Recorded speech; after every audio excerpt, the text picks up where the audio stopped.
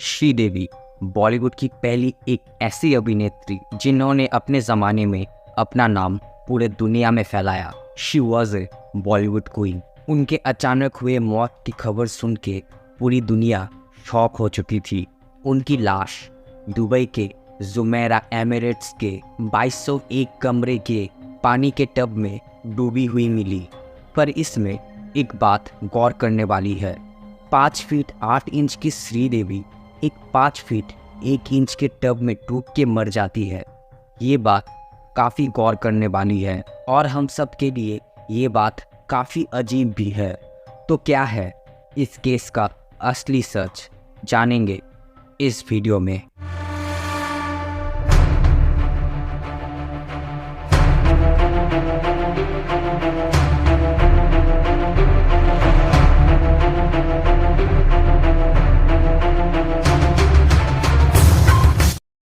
अठारह फरवरी 2018 श्रीदेवी अपने पति बोनी कपूर और अपनी छोटी बेटी खुशी कपूर के साथ दुबई जाती है, क्योंकि उन्हें 21 फरवरी 2018 को एक शादी अटेंड करनी थी। वो शादी मोहित मारवा की थी। मोहित मारवा श्रीदेवी के भतीजे थे। ये शादी काफ़ी हाई प्रोफाइल थी, इसलिए काफ़ी सेलिब्रिटी लोग भी आए थे। 20 फरवरी से शादी के फंक्शन स्टार्ट हो गए थे, तो सभी लोग उस शादी के फ़ोटो वगैरह पोस्ट कर रहे थे। और इसी तरह श्रीदेवी ने भी 21 फरवरी को एक पोस्ट किया था, जिसमें श्रीदेवी उनके पति बोनी कपूर और उनके छोटी बेटी खुशी और मोहित मारवा की बीवी के साथ थी। उस फोटो में सभी लोग काफ़ी खुश दिख रहे थे और उस रात श्रीदेवी ने जम के डांस भी किया था।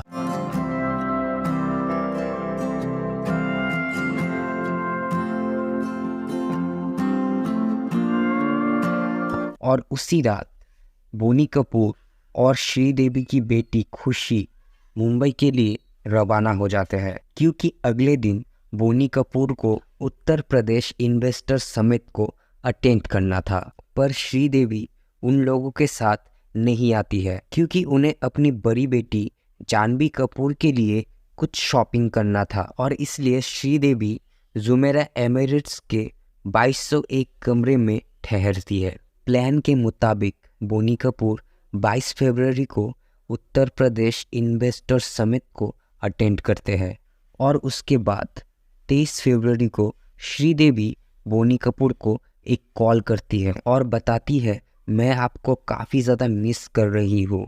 और ये बात सुन के बोनी कपूर श्रीदेवी को सरप्राइज़ देने का मन बना लेते हैं और इसलिए बोनी कपूर 24 फरवरी शाम को दुबई के जुमेरा एमिरेट्स में पहुंच जाते हैं। बोनी कपूर को देखकर श्रीदेवी काफ़ी सरप्राइज़ हो जाती है और काफ़ी खुश भी हो जाती है और इसलिए दोनों बाहर जाके डिनर करने का प्लान बनाते हैं।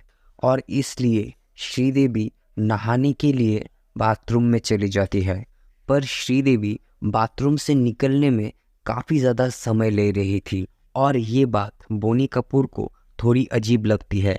इसलिए वो श्रीदेवी को बाथरूम के बाहर से बुलाने लगते हैं, पर बाथरूम के अंदर से श्रीदेवी का कोई भी जवाब नहीं आता और इसलिए बोनी कपूर बाथरूम के अंदर चेक करने जाते हैं, पर उन्हें श्रीदेवी बाथरूम के अंदर कहीं पे भी दिखाई नहीं दे रही थी। फिर उसके बाद जब बोनी कपूर की नज़र बाथरूम के साइड में रखी हुई बाथ टब में पड़ती है, तब वो देखती है श्रीदेवी औंधे मुंह बाथ टब में पड़ी हुई है।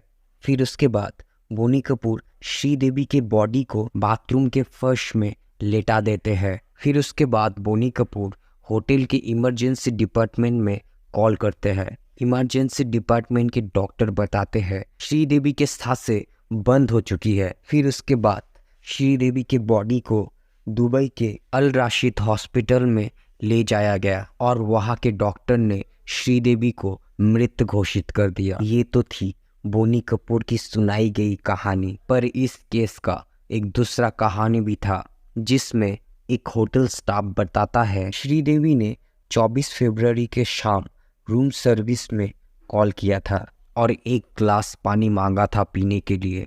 जब होटल स्टाफ पानी की ग्लास लेकर श्रीदेवी के कमरे के पास गए और श्रीदेवी को बुलाने लगे, तब श्रीदेवी के कमरे से कोई भी रिस्पॉन्स नहीं आता। जब काफ़ी देर बुलाने के बाद भी कोई भी रिस्पॉन्स नहीं आता, तब होटल स्टाफ अपने मैनेजर को कॉल करते हैं और बताते हैं रूम नंबर 2201 में रहने वाली श्रीदेवी अभी तक कोई भी रिस्पॉन्स नहीं दे रही है, और इसलिए मैनेजर घबरा के रूम को खोल के चेक करने का ऑर्डर दे देता है। जब होटल का स्टाफ श्रीदेवी के रूम के अंदर जाके देखते हैं, तब श्रीदेवी बाथरूम के फर्श में गिरी हुई थी। श्रीदेवी की ऐसी हालत देख के होटल स्टाफ श्रीदेवी को दुबई के अल राशिद हॉस्पिटल में ले जाते हैं और वहाँ के डॉक्टर उन्हें मृत घोषित कर देते हैं।